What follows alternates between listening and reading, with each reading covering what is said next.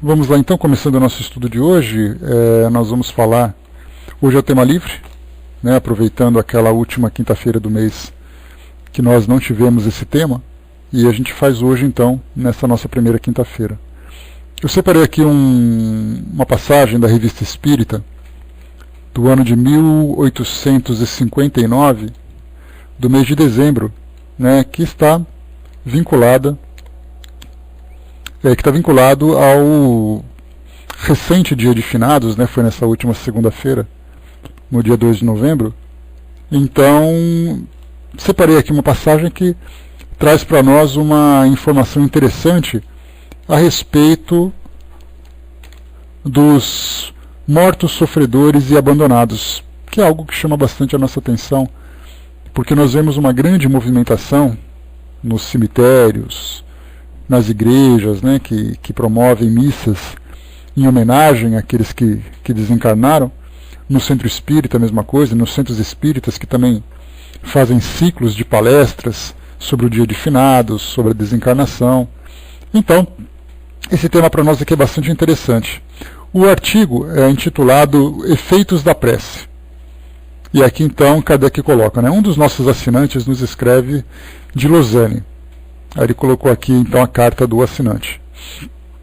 Lembrando que a Revista Espírita ela é distribuída para assinantes e também vendida avulsa, né? Então é esse que mantinha a sua publicação e os trabalhos também da própria sociedade. Ele diz assim: há mais de 15 anos professo em grande parte aquilo que vossa ciência espírita ensina hoje.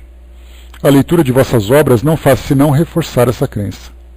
Além disso, traz-me grandes consolações e lança uma viva claridade sobre uma parte que para mim era treva. Era muito convencido de que minha existência deve ser múltipla, e não sabia explicar em que se tornaria meu espírito nesses intervalos. 1000 vezes obrigado, Senhor, por me haverdes iniciado nesses grandes mistérios, indicando-me a única rota a seguir para ganhar um lugar melhor no outro mundo.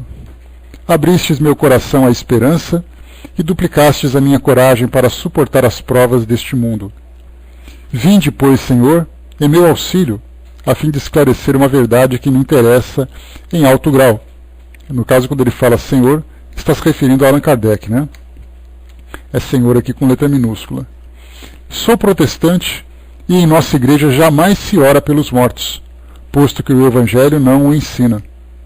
Como dizeis, os espíritos que evocais frequentemente pedem o auxílio de vossas preces. Será porque estejam ainda sob a influência das ideias adquiridas na Terra? Ou levará Deus em conta a prece dos vivos para abreviar o sofrimento dos mortos? Essa questão, Senhor, é muito importante para mim e para outros correligionários meus, que contraíram alianças católicas. A fim de ter uma resposta satisfatória, creio seria necessário que o espírito de um protestante esclarecido, tal como um dos nossos ministros, se dignasse manifestar-se em companhia de um dos vossos eclesiásticos. Kardec coloca então, a pergunta é dupla. Primeiro, a prece é agradável àqueles por quem se ora? Segundo, é-lhes útil? Ouçamos de início, sobre a primeira pergunta, o reverendo Padre Félix, numa introdução notável a um pequeno livro intitulado Os Mortos, Sofredores e Abandonados. E aqui então vem a citação do livro. A devoção para com os mortos não é apenas a expressão de um dogma e a manifestação de uma crença, mas também um encanto da vida, um consolo para o coração. Que há, com efeito, de mais suave ao coração do que esse culto piedoso que nos liga à memória e ao sofrimento dos mortos? Crer na eficácia da prece e das boas obras para alívio dos que perdemos, crer quando choramos que essas lágrimas que por eles derramamos ainda lhes podem auxiliar, crer finalmente que mesmo neste mundo invisível que habitam, nosso amor pode ainda visitá-los em seu benefício. Que doce e suave crença! E nessa crença, que consolação para aqueles que viram a morte entrar em sua casa e feri-los no coração. Se esta crença e este culto não existissem, o coração humano, pela voz de seus mais nobres instintos, diria a todos que o compreendem que seria necessário inventá-los, fosse ainda para imprimir doçura na morte e encanto até os nossos funerais. Nada, com efeito, transforma e transfigura o amor que ora sobre o túmulo ou chora nos funerais, como essa devoção à lembrança e ao sofrimento dos mortos. Essa mistura da religião e da dor, da prece e do amor, tem, ao mesmo tempo, um não sei o que de precioso e de enternecedor. A tristeza que chora torna-se um auxiliar da piedade que ora. Por sua vez, a piedade se torna, para a tristeza, o mais delicioso aroma.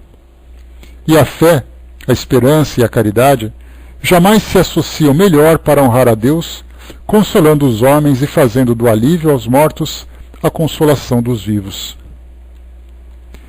Esse encanto tão suave que encontramos em nosso intercâmbio fraterno com os mortos, como se torna ainda mais doce quando nos persuadimos de que, sem dúvida, Deus não deixa esses entes queridos absolutamente ignorantes do bem que lhe fazemos.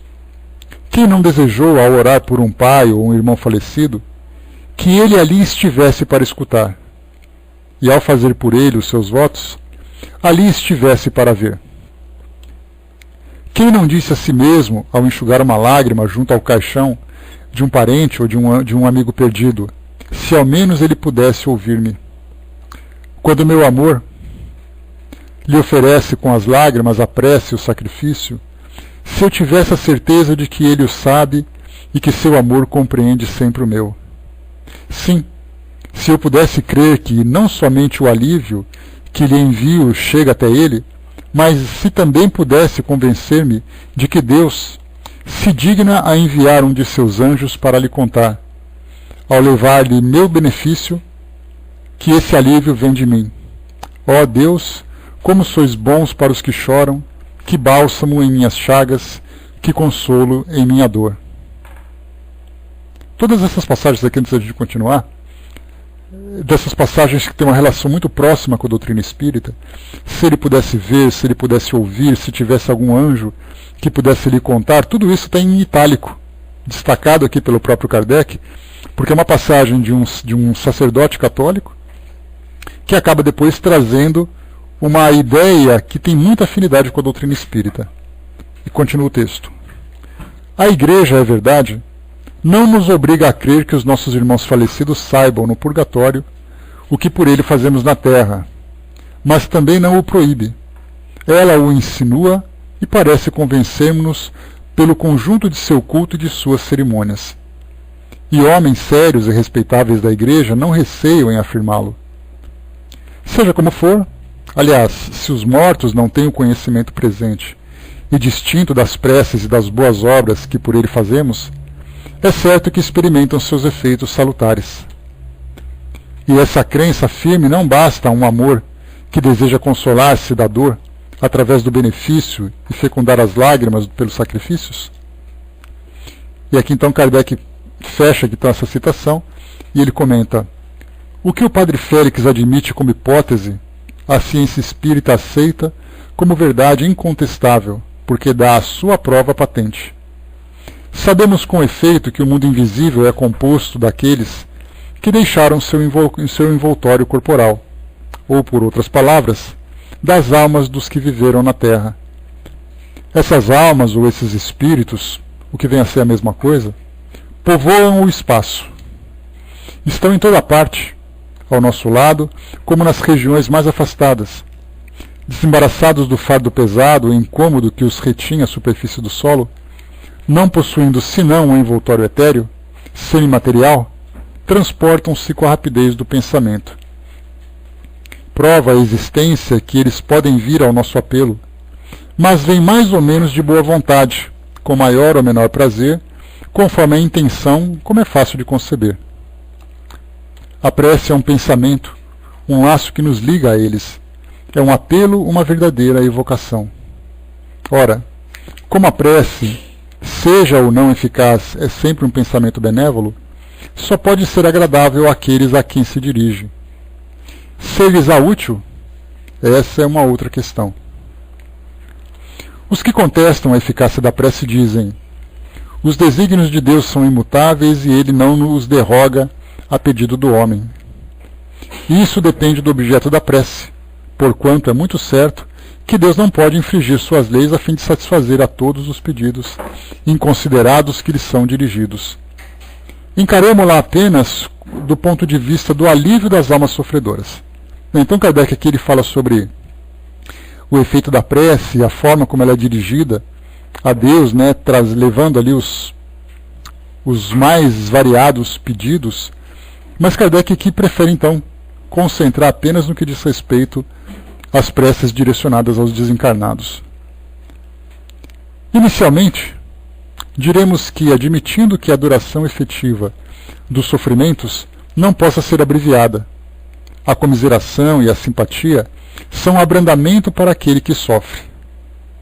Se um prisioneiro for condenado a 20 anos de prisão, não será 1000 vezes mais se estiver só, isolado e abandonado?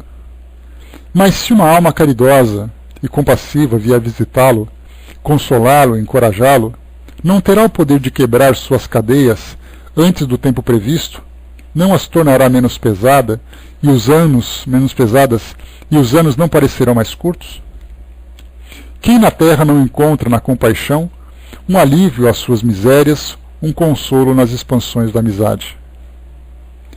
Podem as preces aliviar os sofrimentos? O Espiritismo diz sim, e o prova pelo raciocínio e pela experiência. Pela experiência, porque são as próprias almas sofredoras que vêm confirmá-lo, descrevendo-nos a sua mudança de situação, e pelo raciocínio, considerando o seu modo de ação. As comunicações ininterruptas que temos com os seres de além-túmulo fazem passar aos nossos olhos todos os graus de sofrimento e da felicidade. Vemos, pois, seres infelizes, horrivelmente infelizes.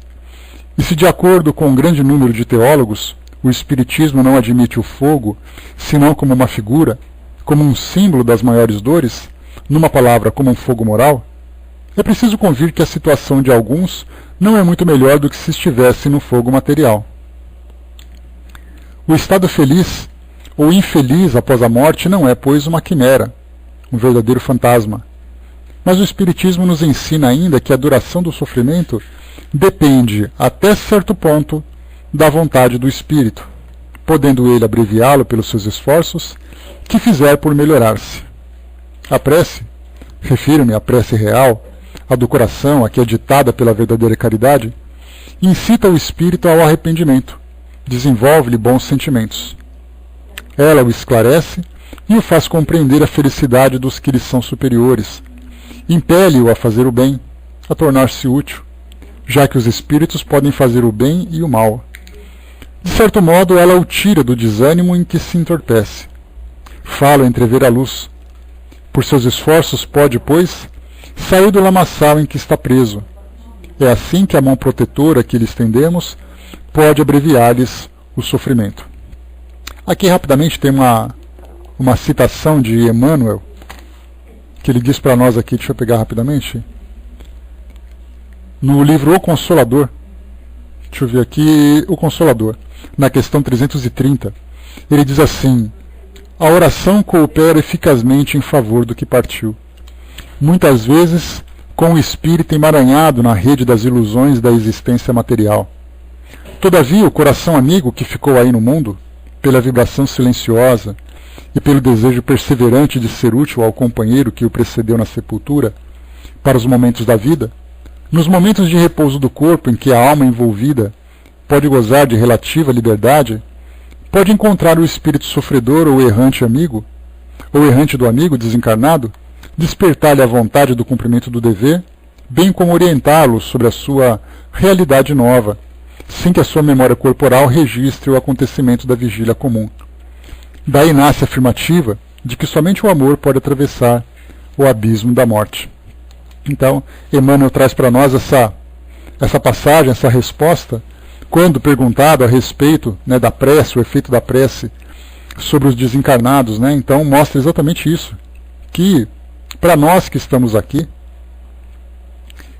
podemos colaborar com aqueles que vão para o mundo espiritual, levando o consolo e ao mesmo tempo também levando o esclarecimento. O detalhe é que para que nós façamos uma prece que seja realmente útil ao espírito em termos de esclarecimento, nós precisamos estar esclarecidos. Mas independente disso, quer dizer, se nós não podemos oferecer nada de contribuição em termos de conhecimento, ou mesmo de motivação, para que o espírito continue se desenvolvendo, a prece sincera, a prece do coração, mesmo que seja sem nenhum conteúdo instrutivo, ela é uma lembrança, para que o espírito se sinta querido e amado por aqueles que ficaram. Então muitas vezes se faz uma prece, uma missa em lembrança daquele que desencarnou. Daí nós temos então as missas que são realizadas nessas instituições, missa de 7º dia, muitas vezes missa de 1 ano e tudo mais. E aí então o espírito é lembrado ainda de uma forma amorosa. E isso para ele é importante dentro dessa ideia de que Kardec colocou a respeito daquele presidiário, 20 anos preso, e sendo visitado por pessoas caridosas que dão ali atenção a ele. Então a prece, tanto por aquele que faz com consciência de auxiliar de fato o espírito desencarnado, ou aquele que roga uma intermediação do mundo espiritual, para que ele seja amparado e seja conduzido para os melhores ambientes dentro de cada crença, isso também é de fato algo bastante produtivo. Então nós vemos assim que nessa época de finados, nós tivemos ali uma semana praticamente que foi onde se foi praticados vários rituais, ou foram realizadas várias ações direcionadas para esse dia de finados, pessoas que vão aos cemitérios fazer manutenção dos seus túmulos, trocar as flores, ou mesmo lá fazer ali aquela visitação para direcionar uma prece, para matar a sua saudade, cada um fazendo essa visita com um objetivo. Aqueles que ficaram em casa, que preferem não ir ao cemitério, mas nesse dia direcionaram suas preces, solicitaram então alguns cultos voltados para esses desencarnados, certamente levaram boa contribuição. Seja através da ação, seja através da prece, seja através da prece esclarecedora, seja através da prece habitual, apenas envolvida com os sentimentos, certamente todos foram lembrados. O detalhe é que a gente sempre lembra que somente no dia de finados as pessoas vivem a intensidade desses sentimentos. De um modo geral, no seu dia a dia, acabam sendo envolvidas em suas atividades, em seus compromissos, e então a memória acaba se desprendendo um pouco mais. Então, na verdade, é através da mídia, é através de um hábito registrado num calendário, é que os nossos sentimentos se tornam mais intensos. Lembrando também datas de aniversário, datas da desencarnação, datas de reunião familiar, ou então datas de homenagens, como o Dia dos Pais, Dia das Mães, Dia das Crianças e tantas outras datas comerciais a princípio, mas que fazem com que as pessoas se lembrem dos seus entes queridos, sentindo a falta. Mas nesse dia de finados é aquele dia de maior intensidade. Então nós podemos pensar assim que, se nós pudéssemos imaginar um correio espiritual, seria nesse dia em que os carteiros trabalhariam mais para levar e trazer correspondências. Os mortos se aproximando dos seus entes queridos e os seus entes queridos indo em busca dos seus desencarnados também. Lembrando que no mundo espiritual, os espíritos também são influenciados pelo nosso calendário terreno. Enquanto o espírito não se habitua ou não se ambienta adequadamente dentro da sua potencialidade como um espírito desencarnado a essa nova rotina no mundo espiritual, ele continua seguindo todos os roteiros do nosso mundo material. Por exemplo, espíritos no mundo espiritual que comemoram seus aniversários. E ele vai dizer assim: nossa, hoje foi meu aniversário, foi quando eu nasci na Terra. Só que ele já nasceu tantas e tantas vezes, muitas vezes até mesmo com consciência, estando habituado a esse tipo de prática, acabam também se envolvendo nessas atividades.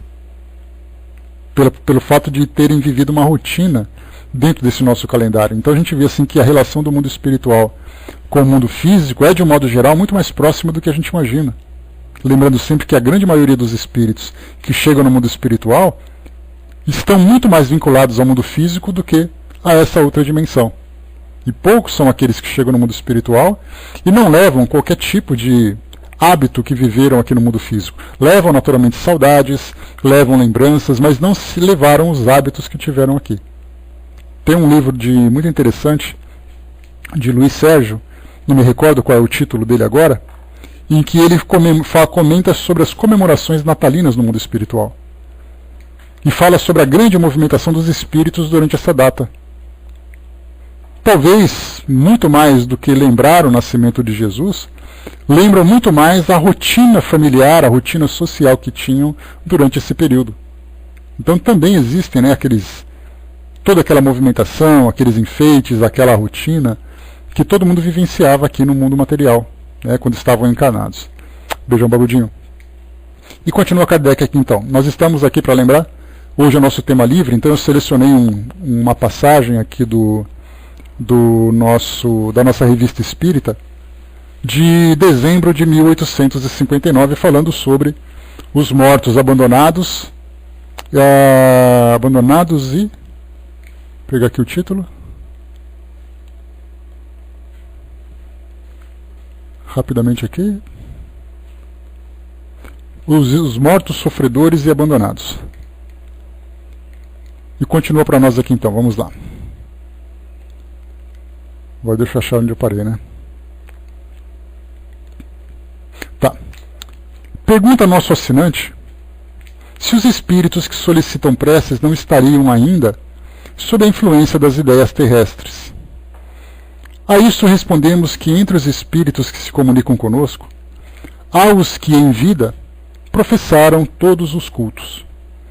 Todos eles católicos, protestantes, judeus, muçulmanos e budistas, a pergunta: que podemos fazer para vos ser útil? Respondem: orem por mim. Ou a prece, segundo o rito que professastes, será para vós mais útil ou mais agradável? Os espíritos respondem: o rito é a forma, a prece do coração não tem rito. Nossos leitores certamente se recordam da evocação de uma viúva de Malabar, inserida na revista de dezembro de 1858. Como lhe dissemos: pedis que oremos para vós. Como somos cristãos, nossas preces vos poderiam ser agradáveis? Provavelmente ela, aqui nesse caso, era Malabar, por esse nome, provavelmente deve ser muçulmana, né? Então, uma prece cristã teria o mesmo efeito? E continua: não há senão um Deus para todos os homens. Os espíritos sofredores, diz aqui Kardec, valeu Ligirinho, ligam-se aos que oram por eles, como o ser reconhecido àquele que lhe faz bem. Essa mesma viúva do Malabar compareceu várias vezes às nossas reuniões sem ser chamada. Dizia vir instruir-se. Acompanhava-nos até mesmo na rua, conforme constatamos com o auxílio de um médium vidente.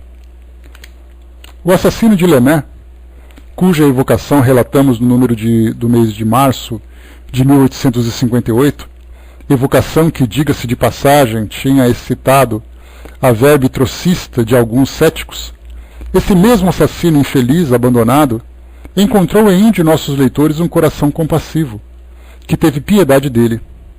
Muitas vezes veio visitá-lo e procurou manifestar-se por todos os tipos e meios, até que a pessoa, tendo tido ocasião de esclarecer-se sobre essas manifestações, soube que era Lamé, que lhe queria testemunhar o seu reconhecimento. Quando teve a oportunidade de externar seu pensamento, disse-lhe: obrigado, alma caridosa, eu me achava só com os remorsos de minha vida passada e tivestes piedade de mim. Estava abandonado e pensastes em mim. Encontrava-me no abismo e me estendestes a mão. Vossas preces foram para mim como um bálsamo consolador. Compreendi a enormidade dos meus crimes e peço a Deus que me conceda a graça de os reparar em uma nova existência, onde possa fazer tanto bem quanto fiz mal, Obrigado outra vez, muito obrigado. Eis a opinião de um ilustre ministro protestante, o Sr. Adolphe Monod, morto em abril de 1856, sobre os efeitos da prece. Lembrando aqui que Kardec está atendendo a solicitação exatamente do leitor da Revista Espírita, que pediu que um ministro, um sacerdote, se manifestasse após a sua desencarnação, obviamente, para falar sobre a prece.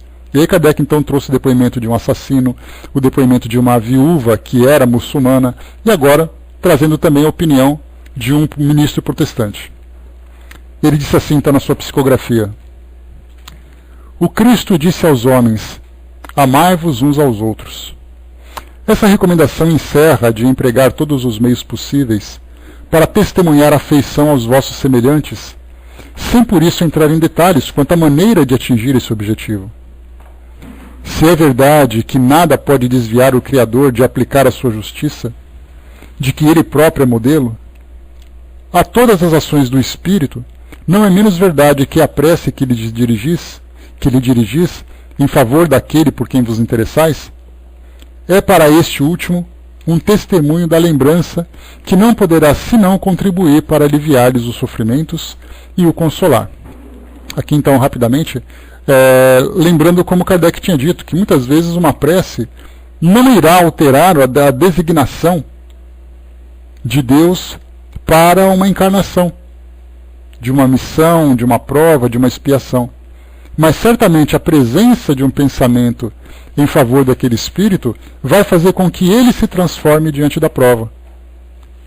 E como lembra também o próprio Emmanuel, também lá no livro Consolador, ele diz assim,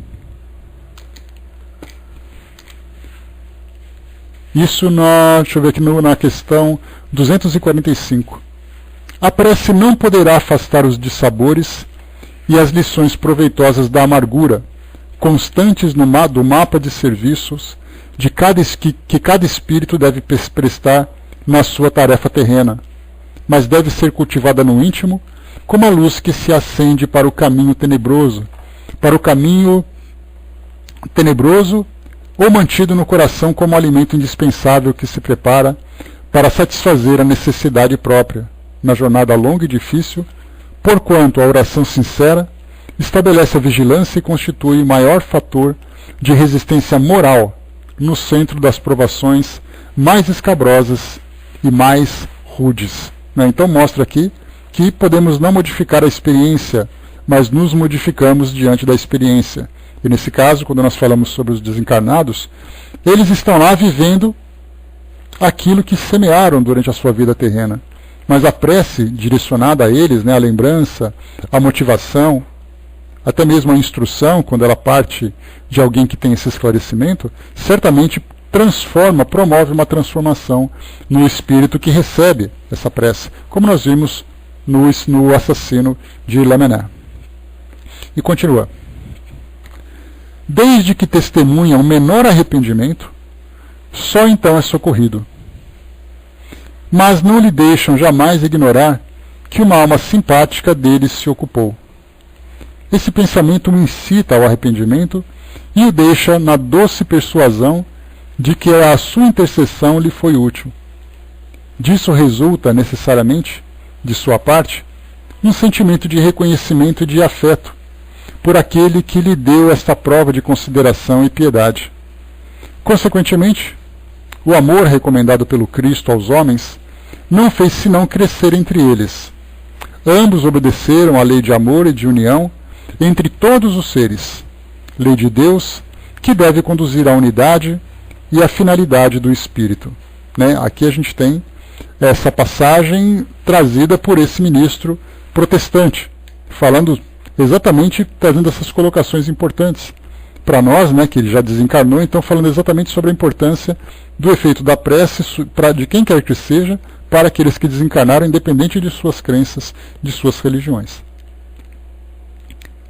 Kardec depois pergunta, depois dessa mensagem que chegou, aí então ele começa com uma entrevista com esse espírito.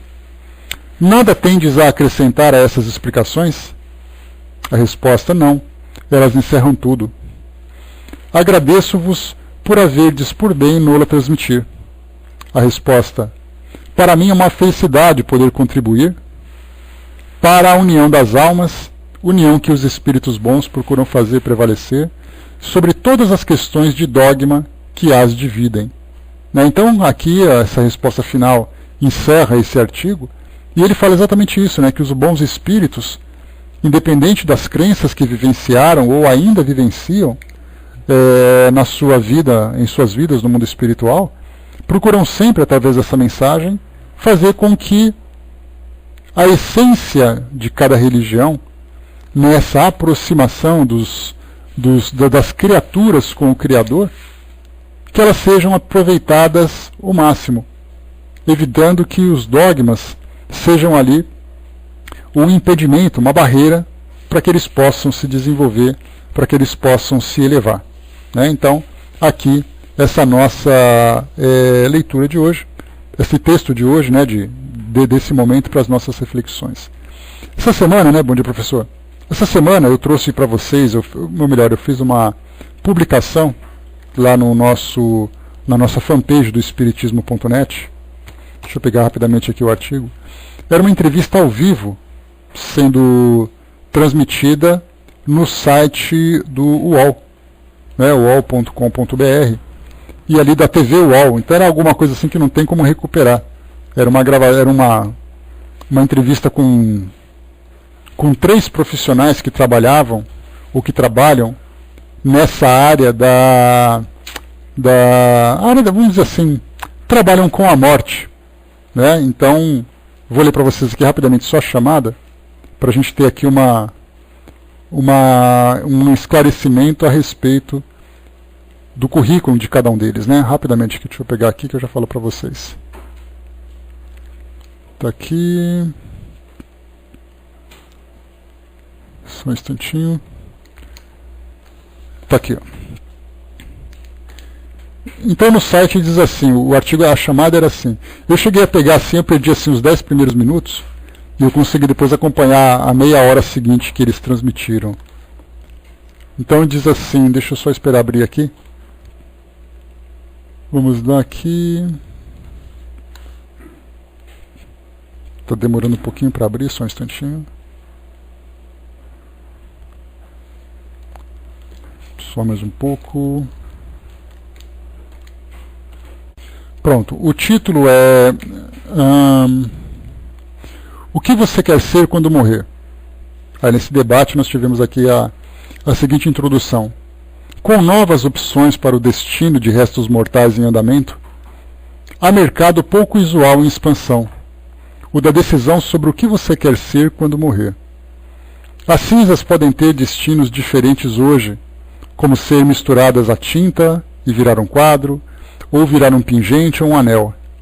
Se não cinza, o corpo pode ser mumificado, virar um legado acadêmico para a ciência ou ser congelado, até que a cura para a doença seja encontrada, por exemplo.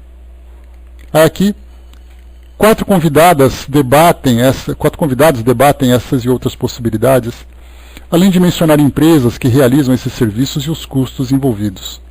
Aí tem aqui Camila Apel, do blog Morte Sem Tabu, conversa com Jaime Adice, fundador do Grupo Primaveras em Guarulhos, composto por Cemitérios Park, Nima Luff, anatopraxista e necromaquiadora, e Milena Cooper, publicitária e empresária do ramo funerário, que pesquisa a psicologia do luto e ritos fúnebres. O interessante de fazermos uma relação entre aquilo que foi trazido nesse debate e esse texto que nós lemos agora sobre a prece direcionada para os desencarnados, é uma relação que mostra que muitas vezes os espíritos, aliás isso acontece de um modo geral, a vida dos espíritos do mundo espiritual sofre uma influência muito grande da forma como os encarnados vivem e da forma como os encarnados encaram esse processo da morte. Nessa entrevista, nesse debate, eles discutiram sobre diversos temas, desde que modo que eles encaram o trabalho que eles realizam, oferecidos para a sociedade, e então eles mostraram uma consciência muito grande, uma conscientização muito grande a respeito do tipo de conforto que você oferece a uma família naquele momento em que ela perde um ente querido, em que ele desencarna. Então tem desde aquele que presta o serviço de preparação para sepultamentos e tudo mais, aquela que trabalha nos bastidores como anatopraxista ou então necromaquiadora, é aquela que prepara o corpo do desencarnado, né, através de processos químicos para conservação e até mesmo para maquiagem. Mas não é uma maquiagem no sentido de futilizar aquele processo, mas fazer com que a aparência do desencarnado se torne mais humana possível, diante das doenças, diante dos acidentes e tudo mais. Então elas foram contando os seus casos, né, e as suas experiências para poder fazer com que a família se sentisse confortável diante daquele momento tão doloroso.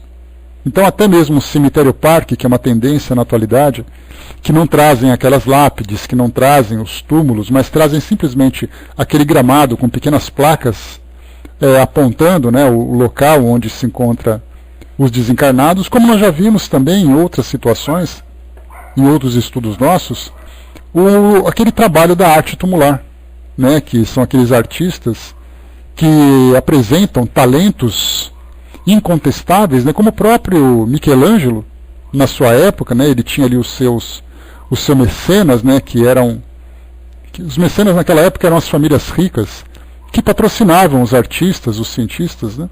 Então ele tinha ali os seus mecenas e ele então construiu aquele mausoléu de um artista, de um porte de Michelangelo, para que aquela família se destacasse e tivesse ali o espaço para sepultar os seus mortos.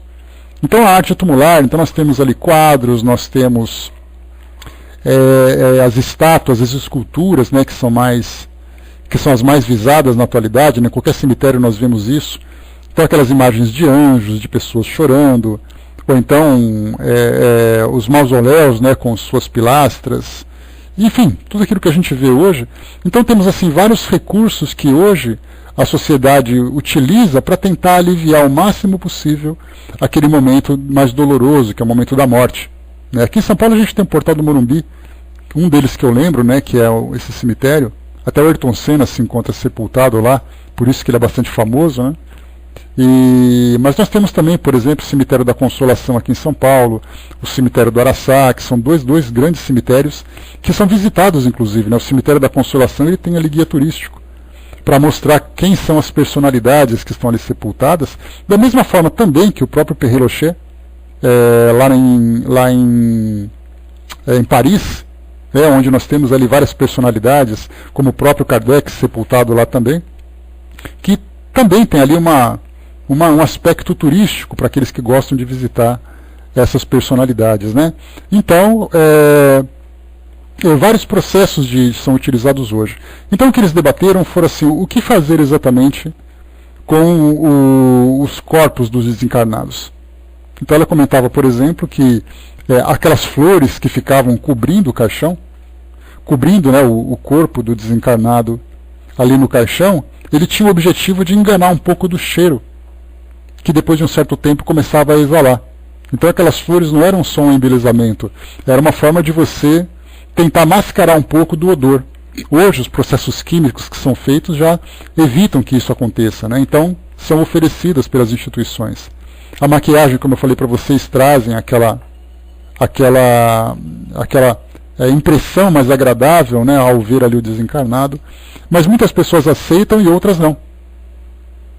Uma das situações que aquela necromaquiadora comentou, ela é professora inclusive do curso de necromaquiagem, ela comentou que ela ofereceu a maquiagem para uma família e ela levou um tapa no rosto, porque acharam que isso ela estava tentando ganhar dinheiro com aquela situação, né? Então ela acabou sendo agredida fisicamente pela família que se sentiu insultada.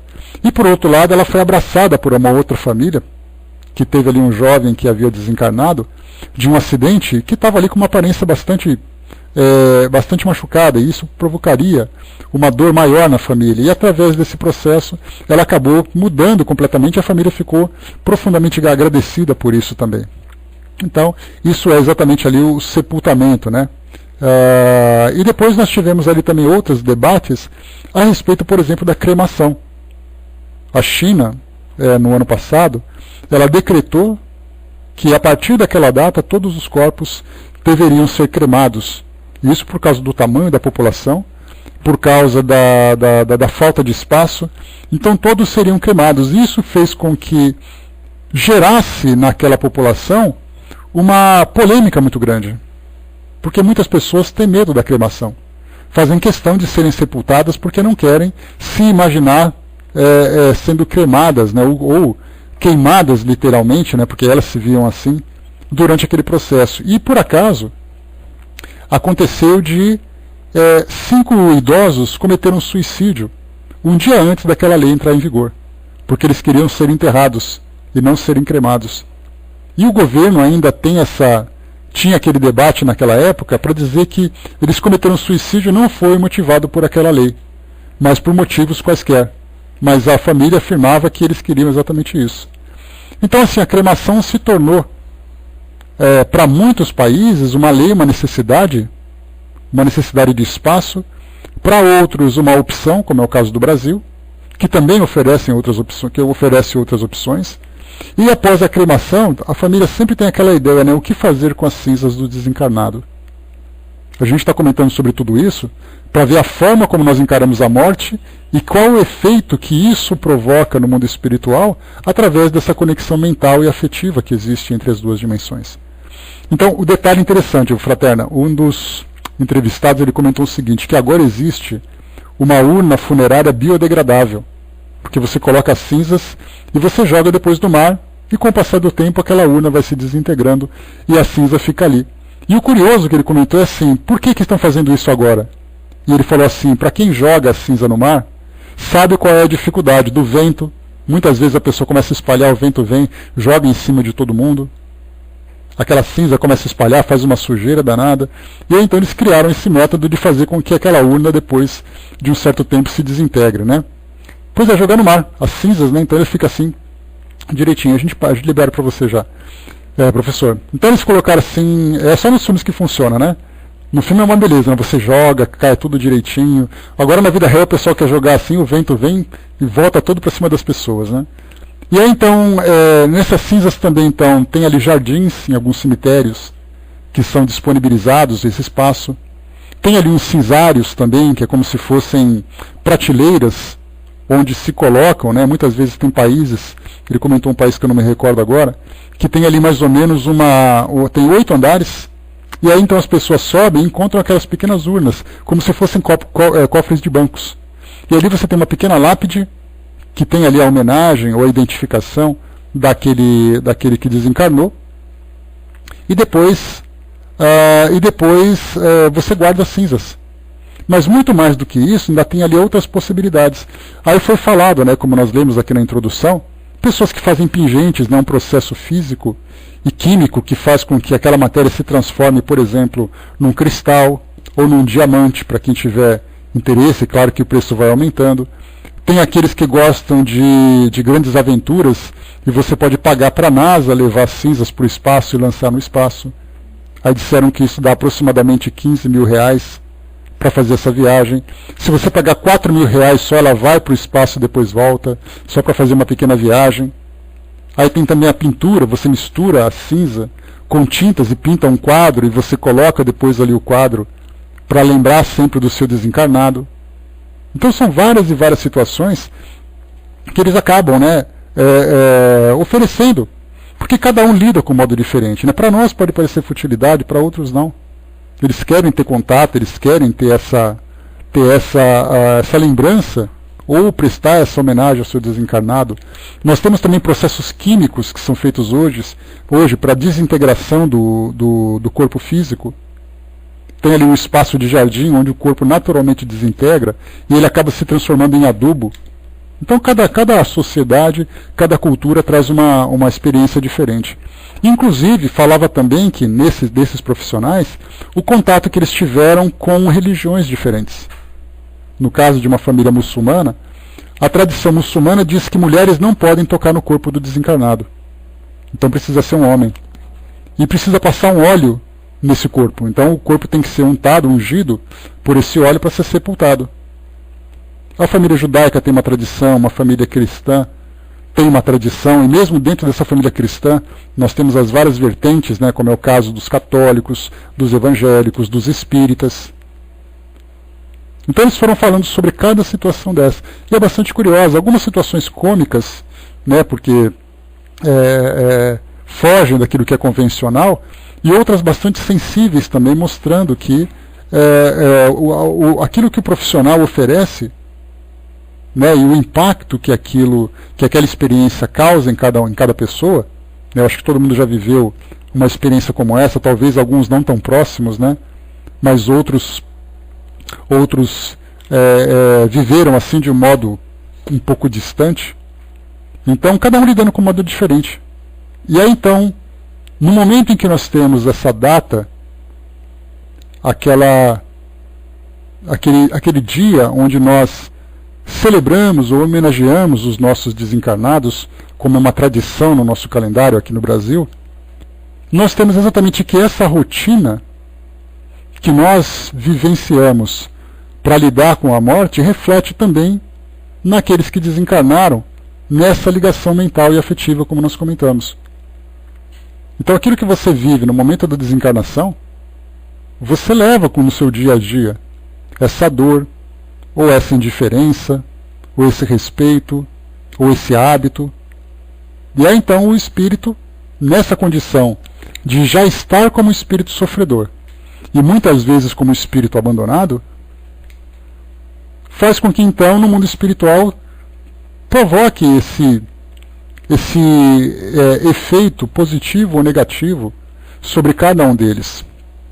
Eu lembro que minha mãe comentava que quando ela era criança, ela gostava muito de visitar cemitérios, e ela roubava as flores dos túmulos mais bonitos e colocava nos túmulos pobres esquecidos, né? Porque ela achava que os túmulos tinham que ser bonitos, né? Isso fazia durante a sua infância, durante a sua adolescência, né? E eu falava, mãe, realmente a senhora não tinha o que fazer, né? Porque para ir para o cemitério, para ficar trocando flor de túmulo, eu não sei se isso é uma generosidade ou uma coisa de criança travessa, né? Mas ela fazia esse tipo de coisa. Então é o que a gente vê também hoje, mostrou, por exemplo, na televisão,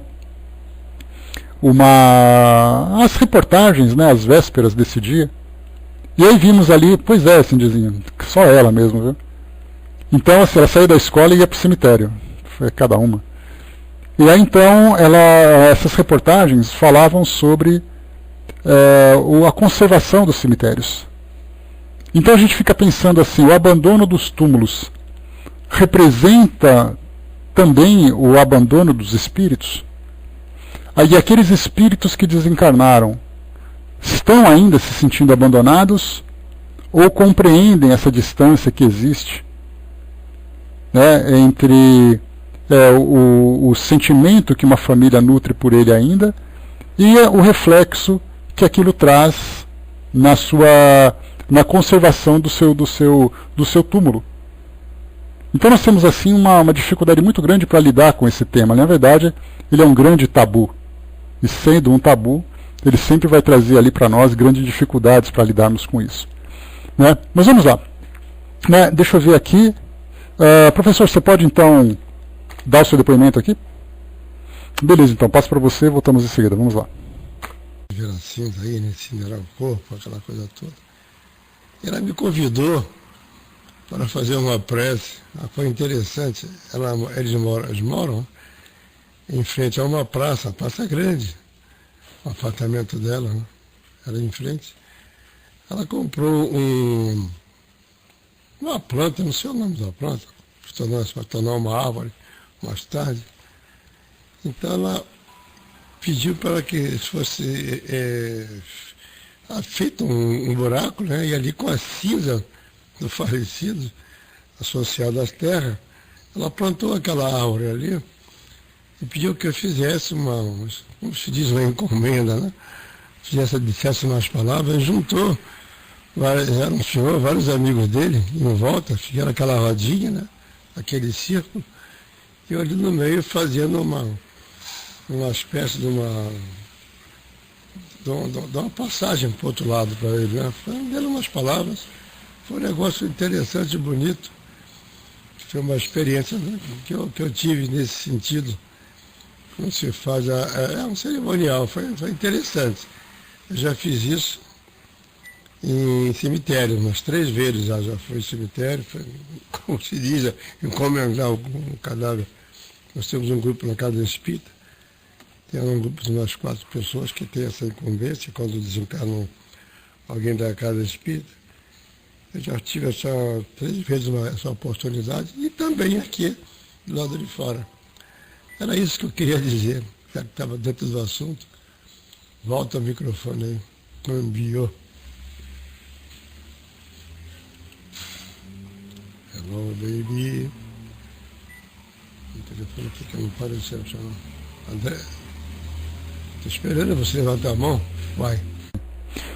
Legal, Hermes, né? Bacana isso. Eu me lembro também que o Reinaldo, nosso amigo Reinaldo, que também já desencarnou, né? Vocês, a maioria aqui não conheceu, ele participava com a gente aqui dos nossos trabalhos, um amigo muito querido nosso.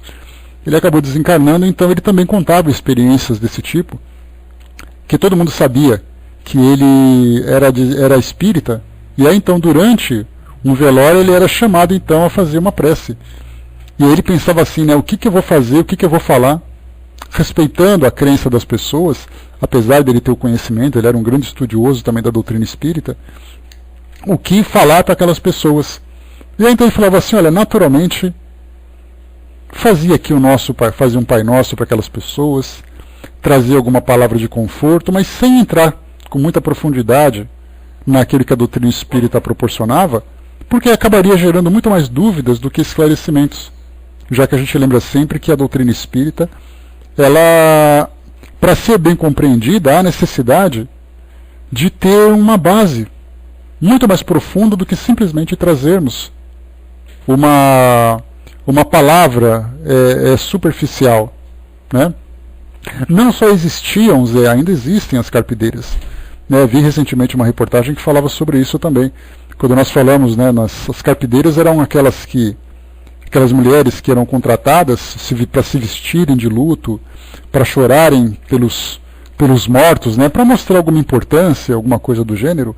Então, ainda no interiorzão do Brasil, nós encontramos, né, ainda esse tipo de prática, como beber o morto, como velar dentro das casas, né, nós já conversamos sobre isso em outras oportunidades. Então eu lembro que há mais ou menos uns 30 anos, durante a minha infância, né, hoje eu estou com 46, então eu tinha ali 13 anos de idade, 12 anos de idade, eu morava numa cidade muito pequena no interior de Mato Grosso, chamada Barra do Garças, e ali nós tínhamos, né, você passava nas ruas e tinha assim aquela placa luminosa com aquela cruz, né, uma cruz branca numa placa preta, acesa na frente das portas para dizer que ali estava sendo velada uma pessoa. E como toda boa criança, a gente chegava e dava aquela pescoçada na porta para ver então ali o corpo estendido, né, no meio da sala das pessoas. Né? E meu avô, inclusive, eu tinha também nessa época, eu tinha 11 anos, o meu avô foi velado dentro de casa. Tiravam ali todos os móveis da sala, colocava ali o caixão estendido ali e foi velado ali dentro também. Então tinha essas práticas, né? Que para nós hoje é uma coisa assim desnecessária, mórbida e absurda, mas que era uma prática rotineira. Então assim faziam questão, né, das casas levarem para os cemitérios, e nós tínhamos ali aquela procissão. Muitas pessoas iam a pé, aquele carro funerário ia devagar, sendo acompanhado por aquela fileira de carros. Hoje acontece isso nas grandes cidades, mas quando existe o velório realizado num local e o sepultamento será em outro. Então nós vemos as procissões passando. Mas naquela época, né, voltando nesse tempo passado, nós tínhamos ali os velórios feitos em casa, então era uma rotina. Você não sabia nem o que era, então ia você, as crianças, os cachorros da rua, acompanhando aquela procissão sem nem sequer conhecer quem era o falecido. Né? Então isso era uma prática normal nos tempos de hoje. Né? Para vocês, né, que têm uma idade mais avançada, podem também se lembrar, na época da infância de vocês, aquilo que vocês viam acontecendo habitualmente, né, nas comunidades onde vocês viviam. Então certamente cada um teria a sua história, né, uma história assim, de época, uma história regional, então algo bastante curioso. Mas a gente lembra que, independente da época e da mudança de tradições, a dor continua sendo a mesma. Nós tivemos uma amiga nossa que trabalha com a gente no espiritismo.net, a nossa amiga Daisy. Ela é de uma cidade pequena, no interior de Mato Grosso do Sul, e o grupo espírita, né, onde ela frequenta, ou do qual ela faz parte, eles fizeram um trabalho muito bacana de levar mensagens em panfletos e distribuir no cemitério. Então o grupo todo, né, as pessoas ficavam ali espalhadas entre aqueles que entravam no cemitério e distribuíam essa mensagem, né, alguma dessas mensagens provavelmente de André Luiz, ou de outros espíritos, de Emmanuel, seja lá qual for, né, eu não me recordo, mas eles faziam essa distribuição. Então uns distribuem flores, outros distribuem mensagens, outros, nós temos ali, aqui em São Paulo, né, num cemitério da Polícia Militar, no mausoléu da Polícia Militar, nós tivemos o coral da Polícia Militar, né, cantando aquelas músicas de consolação, de fortalecimento, né. Assim dizia, lembrou ali que lá em Granja, né, no Ceará, ainda se faz velórios em casa, né, então acaba sendo, né, e até porque também, assim dizia, a gente lembra que uma cidade pequena acaba tendo também um cemitério pequeno. Então você tem poucas salas de velório, né? Então é uma tradição manter assim. Já em São Paulo a gente tem aqui, você vai no cemitério, tem ali uma verdadeira galerias, né, de velórios. Então você vai, são 10 velórios acontecendo ao mesmo tempo. Né? Numa cidade como a sua, você tem, quando está congestionado o cemitério, deve ter 2 sepultamentos. Né?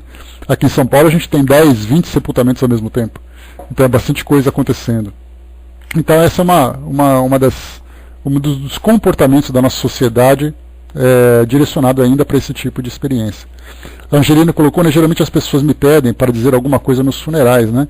Então é muito comum também, né, Angelina? O espírito é convidado para falar em casamento, em funeral, em batismo, né? Então a gente tem que escolher as palavras certas para levar para as pessoas um pouco de esclarecimento dentro daquilo que é possível naquele momento e ao mesmo tempo também um pouco de conforto. Então ele tem que ter uma certa habilidade para tratar dessas questões, né? E aí lembrando também que nós temos ali, como o próprio espírito Frederico Figner comentou no seu livro Voltei, ele teve a oportunidade de acompanhar a sua desencarnação, né? E acompanhando ele pôde então relatar o que ele via acontecendo dentro desse campo mental e dentro desse campo afetivo das pessoas, emocional das pessoas, né, mais precisamente. Então era possível fazer uma leitura, né, de o que as pessoas sentiam, se era realmente uma dor, se era ali apenas uma questão de protocolo, que é muito comum, né, olha, eu vou até lá, porque aquele morto é importante, então eu também quero me sentir importante. Ou então eu vou até lá para me despedir de uma pessoa que para mim era querida. Então eu observava exatamente o que acontecia naquele momento e é algo muito doloroso. Para muitos espíritos verem, né, que a forma como nós encarnados ainda lidamos com isso. Para muitos sentem uma dor maior, né, ao perceberem a incompreensão dos seus entes queridos. Perceber que eles sofrem tanto, que muitas vezes se desesperam nesse momento, por não entender exatamente que aquele que desencarnou continua vivo e ativo e presente naquele momento. Para outros que querem ali receber todas as glórias, todos os louros após a sua desencarnação, após a sua morte, dentro da visão terrena, acabam se surpreendendo com a indiferença que recebem, percebendo apenas o interesse das pessoas naquele momento, né? Então cada desencarnado, de acordo com a sua necessidade, ele presencia esse momento. Para a maioria, acabam simplesmente se desligando, né, desse momento e deixa apenas que os encarnados cuidem dos seus mortos, pelo menos do corpo dos seus mortos, né, enquanto os espíritos continuam a sua adaptação ao mundo espiritual nesse momento inicial. Agora outros espíritos são forçados a presenciarem aquele momento. Nós tivemos até no livro, se eu não me engano, Instruções Psicofônicas, de um espírito que relata o seu funeral. Nós lemos isso em algum dia de finados dos anos anteriores, não me recordo qual era. Mas o espírito relata exatamente o que ele viveu naquele momento da sua desencarnação. Ele desencarnou, acompanhou o seu corpo até o momento do sepultamento, presenciou não apenas o estado emocional e mental dos encarnados, como também foi abordado pelos desencarnados que se encontravam nos cemitérios. no cemitério onde eles se encontravam. Então a recomendação que ele diz para nós é: torçam para que faça um dia de muita chuva no dia que você for desencarnado, principalmente se for no dia de finados. Porque assim você vai conseguir desencarnar, se desprender com mais facilidade. Porque a psicosfera criada naquele ambiente, naquele momento, misturando dores, revoltas, interesses, é tão grande que o espírito que está passando por aquele momento acaba sofrendo o efeito desse estado mental perturbado, né, e desequilibrado, né? Pois é, mas ele foi para chover mais ainda, viu, Miriam? A recomendação dele foi incisiva: torça para chover muito, porque assim ninguém vai. Depois eu pego para vocês, fraterno, eu posto para nós lá no nosso grupo no Facebook, aí vocês podem depois acessar com mais, ler com tranquilidade, que é uma psicografia muito interessante. Mas ele falava, por exemplo, que quando ele chega no cemitério, no momento em que o corpo dele chegava, e ele estava vinculado ainda ao seu corpo físico, né, então ele foi obrigado a ver tudo aquilo, muitos espíritos o abordavam com aquela curiosidade natural de quem acabava de chegar, e ficava perguntando sobre questões pessoais, de advogado, de médico. Muitos se revoltavam porque ficavam esquecidos por suas famílias, né? Então muita coisa acontecia naquele momento e o espírito acaba então sofrendo esse efeito. Mas depois eu posto para vocês lá no nosso Facebook e vocês podem acessar. A Armes lembrou aqui, nos filmes americanos, sempre quando há cena em cemitérios, tem de estar chovendo, né? É uma coisa mais bonita, mais sombria, né? É sempre assim, sempre frio, aquela coisa toda. Mas enfim, né, o que a gente lembra também, né, alguns filmes procuram retratar esse momento no mundo espiritual, como o filme Ghost, a gente viu sobre isso, né, que mostra ele presente naquele momento e percebendo também outros espíritos próximos. Então muita coisa acontece nessa hora, né? Bom, e também tem depois, né, depois que há o velório, o sepultamento propriamente dito, há também depois a recepção, que muitos velórios nos Estados Unidos oferecem aqueles ambientes, né, oferecendo naturalmente uma refeição, porque as pessoas ficam ali durante muito tempo, na casa das pessoas, com uma foto, com uma gravação e tal, ou mesmo num ambiente específico, né, de uma agência funerária que tem ali a sua parte técnica, onde há a preparação do corpo, e como há também depois essa parte social para recepcionar todas as pessoas, né.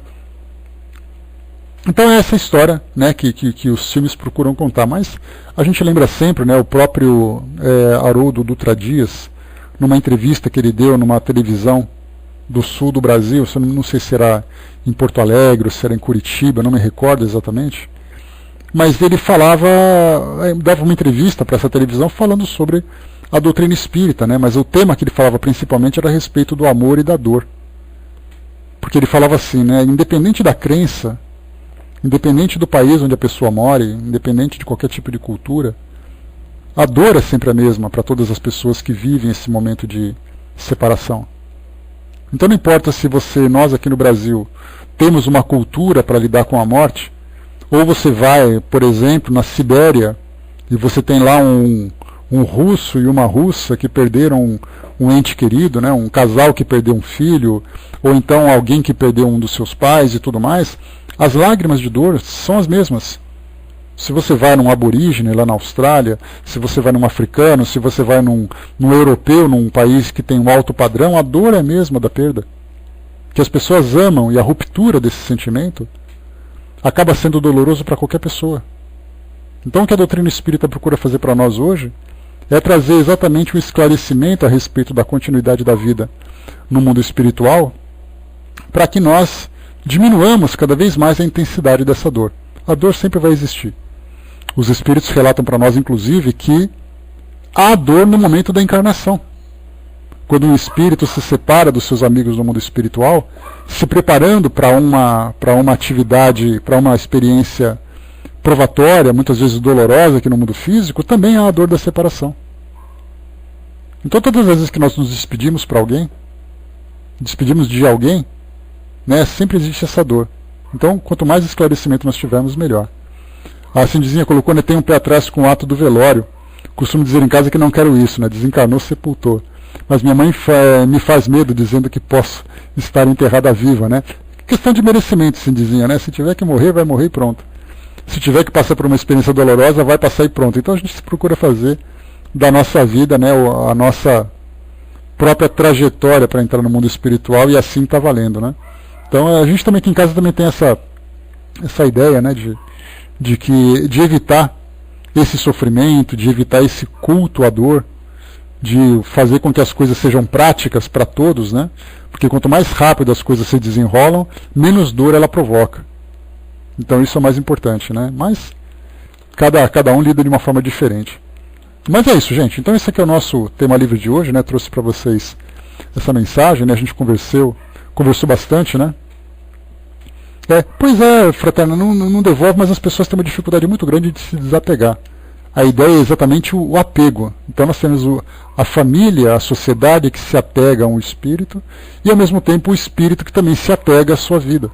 Então esse apego aqui dificulta para nós, né? Quando a gente tem essa facilidade, esse desprendimento com relação a esse tema, quanto mais rápido acontecer, melhor. E até porque também alivia para as pessoas todas as dores e transtornos que esse tema acaba envolvendo, né?